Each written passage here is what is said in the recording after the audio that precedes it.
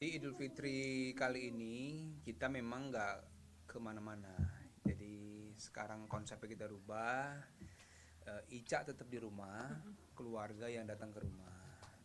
Ini juga hasil konsultasi sama dokternya Ica.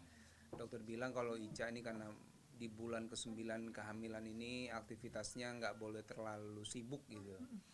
Jadi dibikin sesantai mungkin, ya kan? Nah, termasuk kemarin hari Lebaran pertama kita ke dokter juga kemarin cek segala macam. Nah, jadi tetap dokter bilang jangan capek-capek ya Bu, Pak gitu ya supaya nanti kehamilannya tetap baik. Jadi Lebaran kali ini kita di rumah saja. Di rumah aja. Jadi nggak kemana-mana.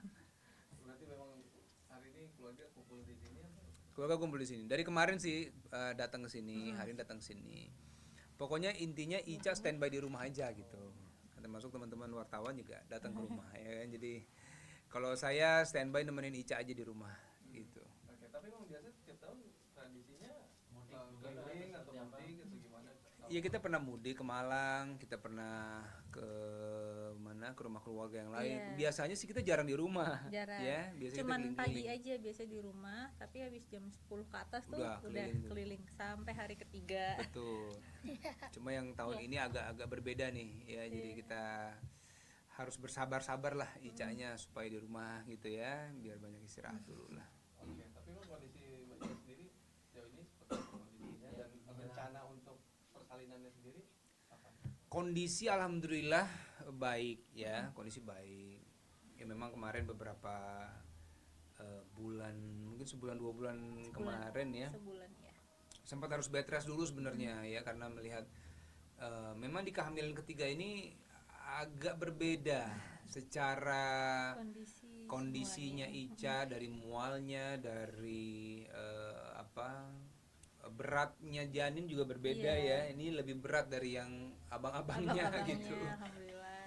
Nah itu yang mengakibatkan juga akhirnya Ica, dokter bilang pergerakannya juga boleh tetap beraktivitas tapi jangan dipaksakan Dipaksa. gitu. Kalau perkiraan lahiran itu akhir bulan ya, Iya. akhir bulan April ini, insya Allah di antara tanggal 27 sampai tanggal 1. Ya, Ya. antara itu. Nah, itu nanti tanggal pastinya Kan minggu melihat depan konsultasi terakhir ya. konsultasi terakhir kan minggu. Jadi kita sekarang udah di fase memang setiap minggu udah harus kontrol tuh Ya, gitu. betul. Jadi dokter juga udah bilang, Bu, ini udah kita tiap minggu ya kontrolnya gitu. Jadi Kak, tanggal sementara udah ada gitu, tapi sewaktu-waktu tanggal itu bisa berubah berubah. tergantung dengan semua kondisinya gitu. Betul. Tapi persiapannya apa aja sih Bang, sebagai suami siaga nih? Wah, saya Persiapannya. menyiapkan kalau saya sih lebih ke standby backup semua yang Ica nggak bisa lakuin gitu ya. Misalnya anak-anak dijaga, ini kan mbak-mbaknya pada pulang semua nih Lebaran. Jadi backup anak-anak. Karena kan saya nggak bisa ikut nih, Ica nggak bisa bagi rasa beratin saya nih ya. Saya nggak bisa rasa itu gimana sih itu kalau lagi muter anaknya, kalau Ica kalau tengah malam suka agak asam lambungnya naik segala macam. Jadi pokoknya saya standby aja, kalau Ica butuh apa-apa saya siapkan tenaga. Termasuk kalau buat lahiran nanti kita udah ada persiapan juga ya. Iya. Bisa barang-barang segala macam. Dan sekarang kan kita misalnya Ica kalau mau beli sesuatu nggak perlu ke toko lagi, misalnya bisa online aja gitu. Jadi itu mempermudah Ica supaya aktivitasnya tetap di rumah, ya kan. Ya selebihnya sih kalaupun saya kemarin syuting misalnya, saya tetap pantau terus lah. Misalnya nanya per jam gitu, saya telepon gimana Ica perkembangan apa yang pokoknya saya nggak akan ninggalin Ica sendiri di rumah gitu. Jadi ada keluarga lah yang harus nemenin Ica juga. Tapi Gitu. kewalahan juga nggak Bang? Anak tadi kata Bang Budi juga, Mbak juga pada pulang, terus Bang Iya. Budi juga standby buat jaga Betul. anak-anak, kewalahan juga nggak sih? Tadinya saya bayangin memang akan sangat repot ya. Tapi ternyata alhamdulillah nih kayak Rendra, Malik ya, mereka nih bisa kita ajak ngobrol. Jadi kita ajak ngobrol, nah ini bunda lagi hamil, mbak nggak ada, bantuin ayah ya supaya misalnya makannya, mandinya lebih cepet, atau bantuin bunda bawa barang segala macam. Nah ini anak-anak alhamdulillah bisa bisa saling bantu lah Ngerti, gitu ya. Jadi kita ajak ngobrol dan mereka juga udah mulai bisa ngerti ya. Iya.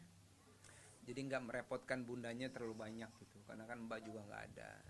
Nah mungkin hikmahnya mbak pulang, anak-anak bisa lebih lebih banyak tahu kondisinya bunda nih sekarang gitu. Oke Mas, jadi untuk Hmm. jenis apa kelaminnya sendiri untuk yang anak ketiga ini? Yang ketiga ini insya Allah perempuan ya, Perempuan. 99% Iya. ya. Jadi berapa kali kita cek USG Ya itu insya Allah ya. alhamdulillah memang sama gitu hasilnya. Hasilnya sama ya. Kalau saya sih sama Ica apapun yang penting sehat lah ya. Insya Allah. Nyiapin nama juga nggak sih bang?